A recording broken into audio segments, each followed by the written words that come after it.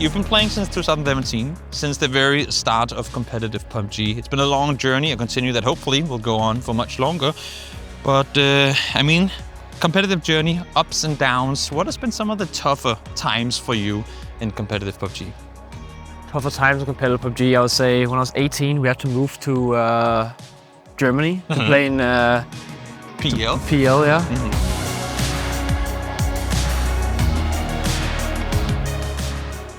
That was pretty tough. Like you're 18, you have to move away from your home, live there for like a year. Not easy. Then also joining FaZe was very rough in the beginning, I would say. I went from being like the big star player in TSM, kind of like had a lot to say, controlled most of it, and then suddenly you have legends like FaZe, Uber, ITZY. It's like your ego suddenly like gets dropped a lot, and you don't have the same confidence because suddenly your teammates now are just like the best players in the world. So I'd say the first like 6 month period was hard to adapt to it. How did you adapt then? What was your transition into filling those shoes? We actually swapped to me being the IGL in FaZe at the time, and we won the very first tournament after that. So that gave me like a lot of confidence that like the others just believed enough in me to let me IGL. So then we had a period of like 6 to 9 months where we played really well in FaZe, and then like new season began and we struggled to keep up. But definitely a hard period in the beginning joining FaZe, I'll say.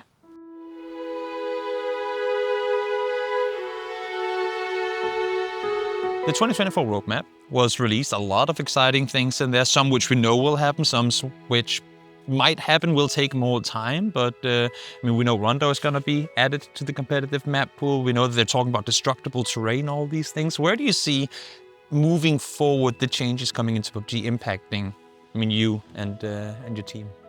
I mean, we had 2 new maps in 2023. A lot of new stuff, Panzerfaust, like it changed everything. pickups as well. This is like, so I'm honestly used to it now. Like, I feel like it's fun. It's kind of fun as well. And some players are gonna hate me for saying it because like they just want it like to be simple and easy.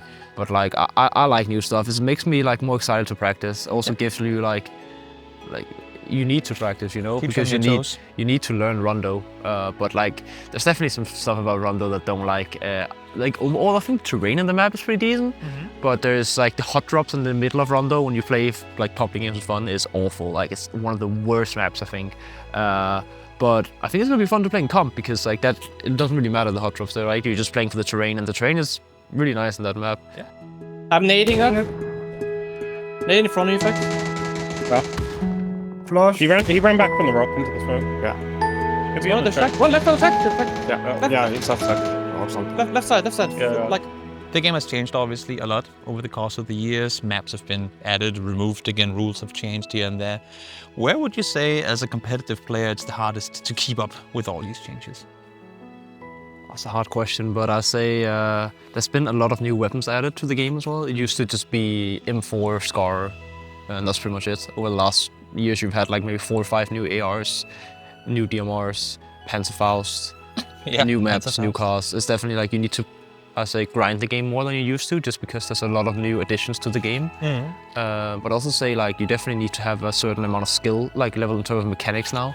I think you used to be able to be like be very smart player and still get away with positioning very well.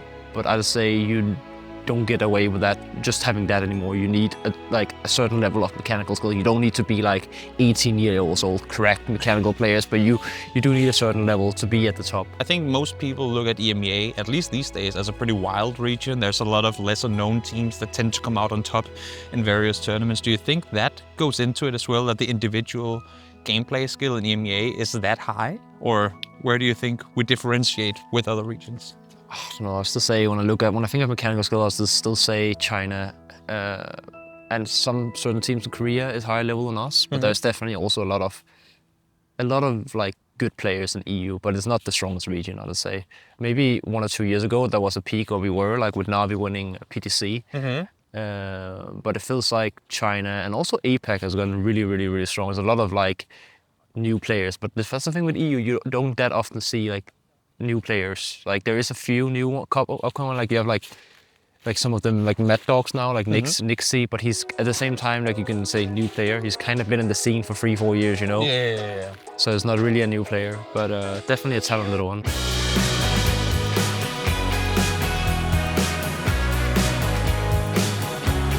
look back to 2017 Gustav and compare him to 2024 Gustav, what's changed? Is this the same player, the same guy, or how do you feel like you've evolved both in the game but as a person as well with the game?